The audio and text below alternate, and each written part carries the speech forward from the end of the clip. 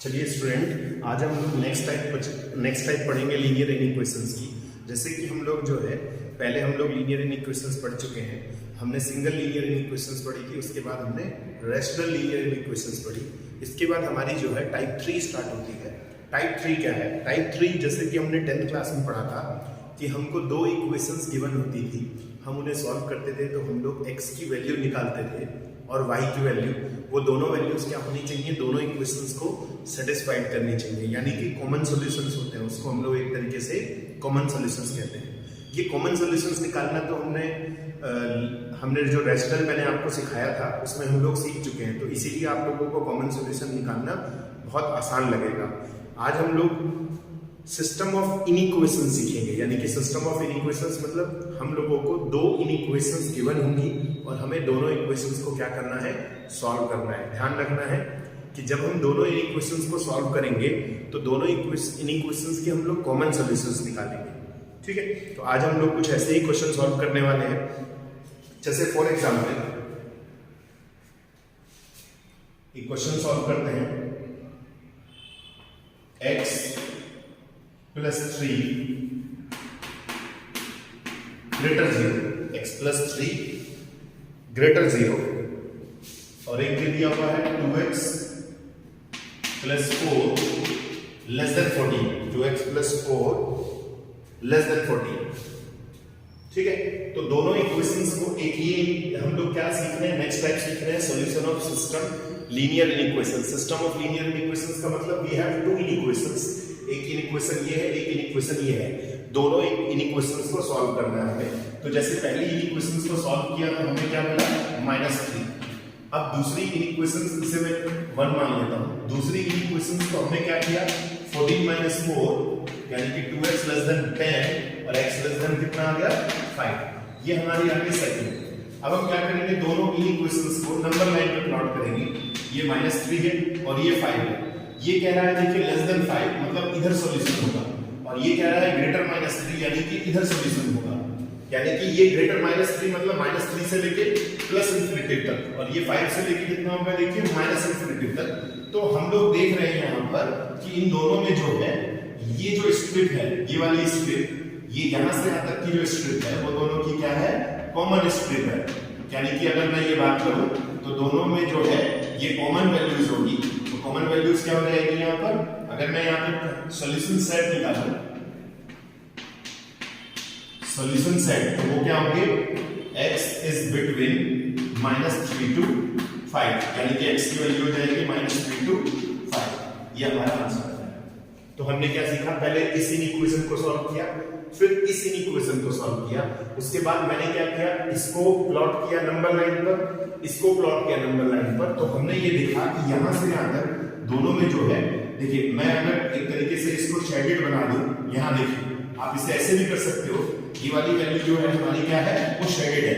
तो ये शेडेड यानी कि कॉमन वैल्यूज है, इसी कॉमन वैल्यूज को हम लोगों को इसमें लिखना है। अब दूसरी बात आपको ध्यान रखनी है, देखिए इसमें ओपन ब्रैकेट लगा था, इसमें भी ओपन ब्रैकेट लगा था, तो इसीलिए हमने दोनों में क्या लगाया, ओपन ब्रैकेट लगाया।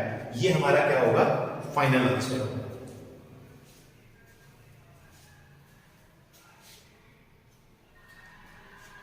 एक और क्वेश्चन सॉल्व करते हैं हम लोग, वन मोर क्वेश्चन। जैसे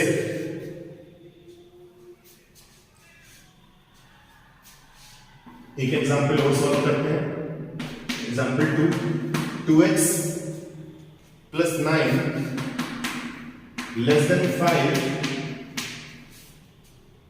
-3x less than 5 -3x and 2x plus 9 less than 5 -3x, और एक है 5x -7 less than equal to 3x plus 11। तो देखिए यहां पर भी हम लोगों को क्या दी हुई है, दो इनइक्वेशंस दी हुई है, एक ये इनइक्वेशन है, एक ये इनइक्वेशन है। चलिए 1 बाय 1 सॉल्व करते हैं हम लोग, सॉल्व करते हैं हम लोग। 2x plus 9 less than 5 3x, तो इसके लिए हम क्या करेंगे, 3x को पहले इधर लेकर आएंगे और 9 को इधर की साइड लेके जाएंगे, -9, तो ये हो जाएगा 5x लेस देन -4। और x लेस देन -4/5 ये हमारा आ गया फर्स्ट। Is it clear? अब सेकंड देखिएगा, 5x - 7 less than equals to 3x + 11। अच्छा एक बात और याद रखिएगा, कॉमन ध्यान रखना है। अगर मान लीजिए कि कोई कॉमन ना आ रहा हो तो इसका मतलब इसका नो सॉल्यूशन होगा। अभी एक एग्जांपल बताता हूं मैं आपको। तो मैंने इसको इधर लाना है 5x - 3x और इसको इधर ले जाना है। तो मैंने क्या किया, यहां पर 2x less than equal to 18 और x लेस देन, देखिए इक्वल नहीं है यहां पर, तो हमें इक्वल नहीं लगाना है। गलती से बाई मिस्टेक भी लग जाएगा तो हमारा आंसर गलत हो जाएगा। तो ऐसे अगर हम गलती कर दें तो उससे बाद में हम लोग क्या करेंगे, उसको हटा देंगे। तो यहां आ जाएगा 9x less than 9। Is it clear? अब हम लोग क्या करेंगे, इसको दोनों को कंबाइन कर देंगे। तो कंबाइन करने के लिए हम लोग क्या करेंगे, यहां पर ये देखिए, यहां पे इसको कंबाइन करते हैं हम लोग। यहां पर देखिए फर्स्ट एंड सेकंड। फर्स्ट में जो कह रहा है वो कह रहा है लेस देन 9 यानी कि इधर की तरफ, और ये कह रहा है -4/5। इसका भी आंसर लेस देन है। तो देखिए अगर मैं बात करूं तो कॉमन आंसर क्या होगा इसमें, दोबारा से इसको प्लॉट कर लेते हैं ताकि साफ से दिखाई दे हम लोगों को। ये है 9 इस तरफ है और एक है -4/5, ये भी जो है इस तरफ है। तो देखिए दोनों जो है, अगर मैं मान लूं कि ये आदमी यहां से चला यहां तक आया, ये आदमी यहीं से चालू हुआ है, तो इसका मतलब दोनों का जो कॉमन आंसर होगा वो यहां से स्टार्ट होगा, x लेस देन -4/5।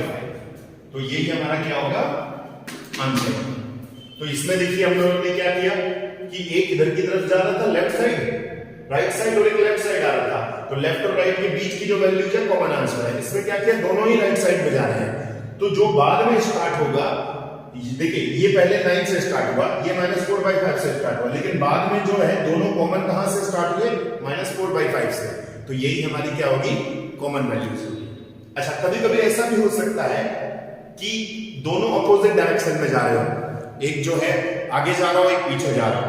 जैसे इसमें देखा कि दोनों एक ही डायरेक्शन में है, तो जो बाद में वाला होगा, लास्ट में जो होगा, वही हमारी कॉमन वैल्यू होगी। इसमें क्या है, क्या कर रहे हैं, एक दूसरे के आमने सामने आ रहे हैं, मतलब इधर से जा रहे हैं, इधर से आ रहे हैं, लेफ्ट टू राइट जा रहे हैं, राइट टू लेफ्ट आ रहा है।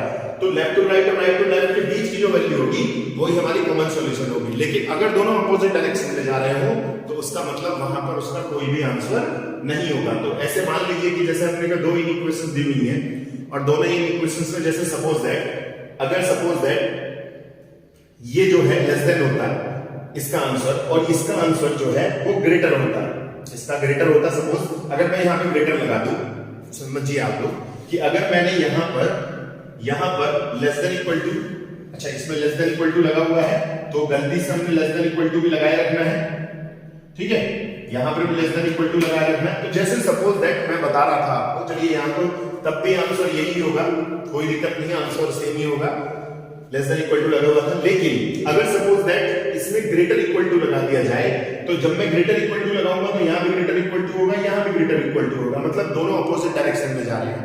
तो जब दोनों के आंसर अपोजिट डायरेक्शन में हो तो उस कंडीशन में उसका कोई भी आंसर नहीं होता है।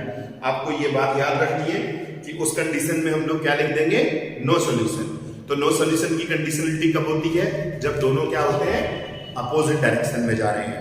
तो मैंने आपको सिखाया कि अगर हमको 2 इनइक्वेशंस गिवन हो तो दोनों इनइक्वेशंस को हम लोग किस तरीके से सॉल्व करते हैं। हम लोगों को करना क्या है, दोनों इनइक्वेशंस को सॉल्व करना है और दोनों इनइक्वेशंस के क्या निकालने हैं, हमको कॉमन आंसर्स निकालने हैं। Is clear? तो आप लोगों को आई होप जो है ये कंडीशंस जो है वो समझ में आ गई होगी कि हम लोग जब 2 इनइक्वेशंस दी हुई हो तो उन्हें कैसे सॉल्व करें।